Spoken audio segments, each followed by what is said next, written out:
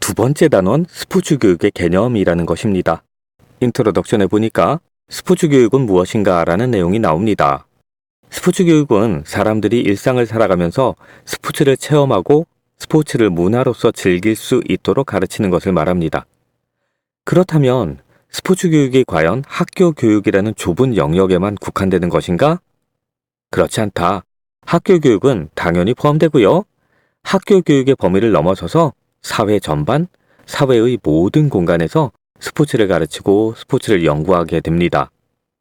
그러니 우리 같은 생활 스포츠 혹은 전문 스포츠 지도자가 양성되는 거죠. 자, 이렇게 기억하시면 되겠죠? 그리고 도입부의 두 번째 문단에서도 앞에서 다루었던 내용이 그대로 다시 나옵니다. 스포츠 교육은 인간의 정신적인 능력에 관한 인지 영역이 지적 능력이었죠? 자, 그러면 지에 해당하는 거죠. 그 다음에 신체 능력, 이건 체였고요. 그걸 교육에서는 심동 영역이라고도 부릅니다. 그 다음에 인성, 도덕성과 관련한 영역, 덕에 해당하는 거군요. 그걸 다른 말로는 정의적 영역이라고 하거든요. 스포츠 교육은 이런 영역들을 모두 연구의 대상으로 삼는다라고 되어 있습니다. 자, 그러면 도입 부분에서 어려운 내용 없네요. 앞에서 나왔던 얘기가 반복된 것뿐입니다. 한 번만 읽고 넘어가시면 돼요. 지금 보시는 화면은 스포츠 교육학의 연구 영역에 따라서 스포츠 교육학의 개념을 나누어 보자라는 겁니다. 광의의 개념하고 협의의 개념으로 나누어 봤습니다. 우선 광의의 스포츠 교육학이라는 건 사회의 모든 공간에서 일어나는 스포츠 교육과 관련한 행위를 의미합니다. 이를테면 우리가 지금 스포츠 지도자 자격증에 도전하고 있잖아요.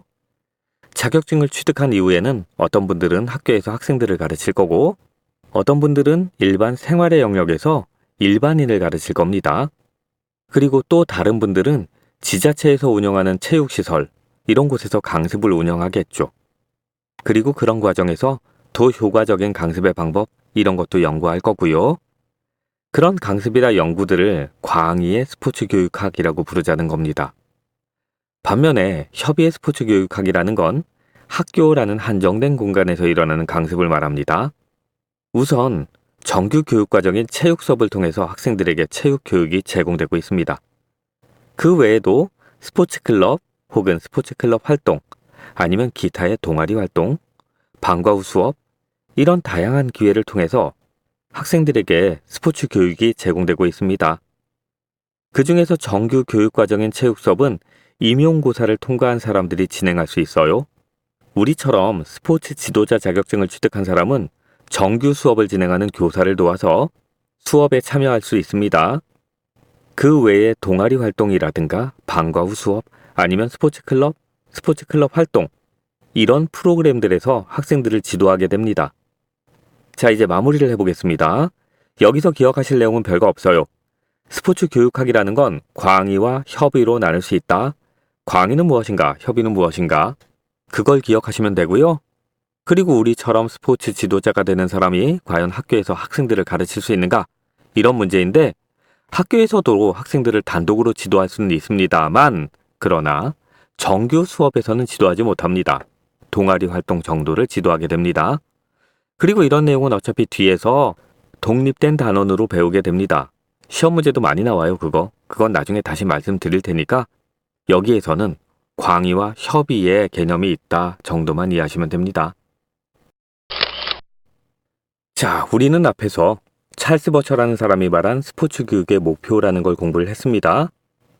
그런 내용을 헤더링턴이라는 사람이 스포츠 교육의 가치 영역 혹은 스포츠 교육의 영역, 이러면서 세 가지로 다시 정리를 했네요. 이 내용도 모두 외우실 필요 없습니다. 지, 덕, 체, 이것만 기억하시면 됩니다. 자, 우선 인지 영역이라는 것이 있는데 인지 영역이 뭐냐 하면 지적인 영역을 말합니다. 그러면 인지 영역을 발달시킨다라는 말이 무슨 뜻일까요? 지적인 능력을 발달시킨다라는 거겠죠. 그 다음엔 심동적인 영역이란 말이 있는데 이게 신체적인 영역을 말합니다. 그리고 심동이라는 말 앞으로도 계속 나옵니다. 그러면 심동적인 영역을 발달시킨다라는 말은 신체적인 능력을 발달시킨다라는 말이겠네요. 그 다음에 정의적 영역이라는 건 인격적인 영역을 말합니다. 그래서 정의적 영역을 발달시킨다란 말은 인격적으로 완성된 사람을 만들겠다 이런 뜻이에요. 자, 그러면 다시 지적 능력을 발달시키겠다, 지의 영역을 발달시키겠다라는 거죠. 그 다음엔 심동적인 영역은 신체적인 영역이니까 체를 발달시키겠다라는 거구나. 그 다음에 인격을 발달시켜야겠다. 그건 덕이구나. 결국은 지, 덕, 체군요. 스포츠 교육의 영역은 지, 덕, 체, 이 세 가지 영역만 기억하시면 됩니다. 그걸 교육학에서는 따로 인지 영역, 심동 영역, 정의 영역 이렇게 말합니다. 물론 현장에서 가르치는 사람들의 교육의 목표는 인지 영역, 심동 영역, 정의 영역 중에서 특히 더 초점을 두는 영역이 따로 있을 수는 있겠죠. 교육의 장소나 교육의 대상에 따라서 어떤 경우에는 지적 능력을 초점을 두면서 교육을 할 거고요. 어떤 경우에는 신체 능력이나 기술의 발달에 초점을 두겠죠. 또 어떤 경우에는 사람들의 인성이나 인격을 개발하는 데 초점을 둘 거고요. 그렇지만 어쨌든 스포츠 교육학은 이 세 가지 영역 중에 어느 하나만 선택하는 것이 아니라 이 세 가지 영역의 고른 발달을 추구하고 있다. 이렇게 기억을 하시면 됩니다. 자, 아주 단순하게 나왔던 문제를 하나 보겠습니다. 스포츠 교육학이 추구하는 가치 영역이 아닌 것은 이라고 되어 있습니다. 이건 이제 우리한테는 상식이죠. 지, 덕, 체를 겸비한 사람을 길러낸다. 다른 말로는 인지, 심동, 정의 세 가지 영역을 교육의 대상으로 삼는다. 뭐 이런 것들. 자, 그런 문제가 2015년에 나왔었습니다. 여러분들은 이 문제의 답은 이미 아실 것 같고요.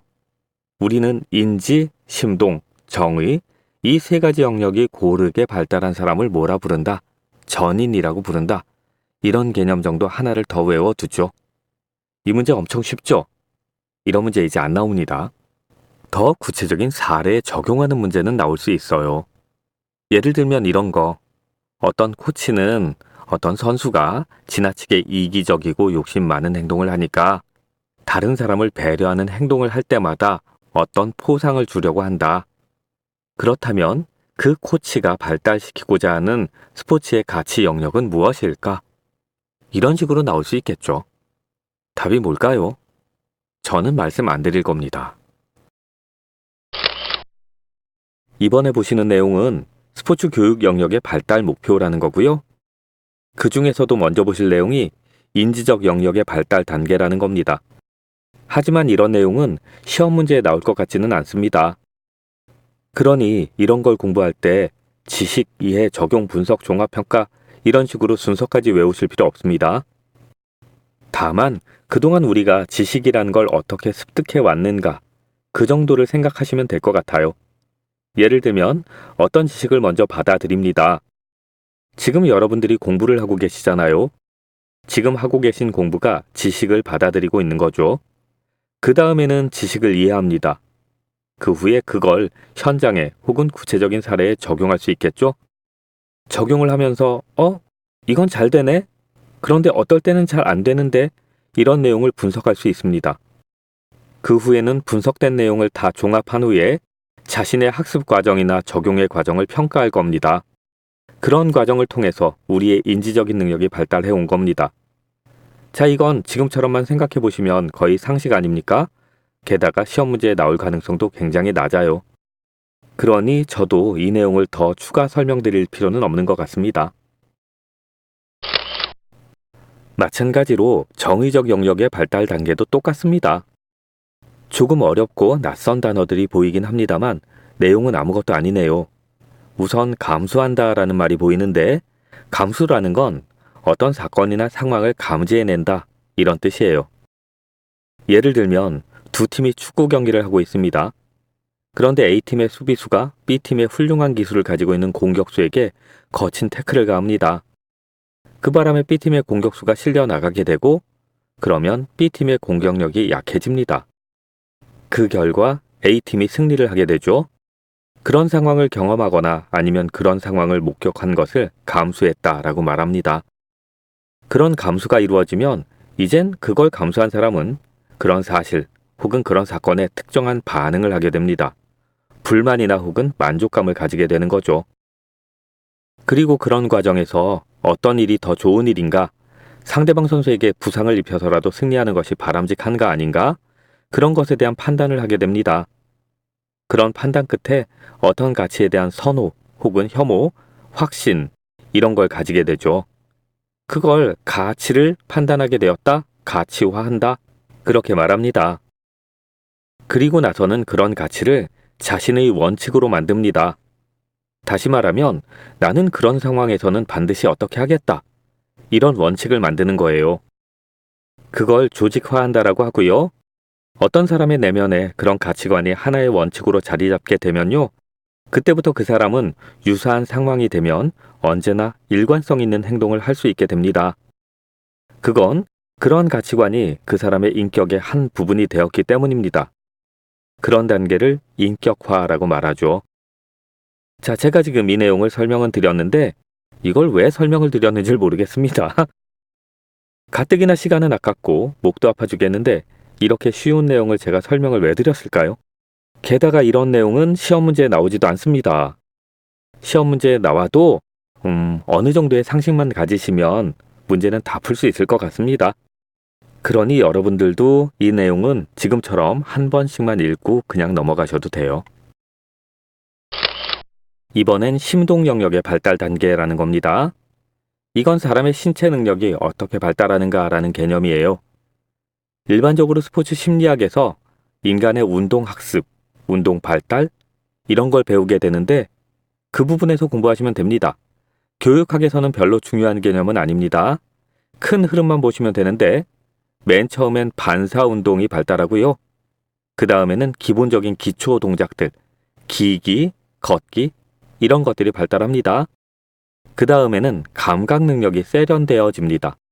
그리고 신체 능력이 더 세련되게 되고 동작은 숙련되고요. 그 다음엔 자신의 동작으로 의사를 전달하는 능력까지 생깁니다. 제가 내용은 거의 설명을 안 하고 있는 내용 그대로를 읽었죠? 왜 그랬을까요? 시험 문제에 잘 안 나오기 때문입니다. 읽고만 넘어가셔야 됩니다. 이런 걸 다 순서대로 외우시면 손해예요.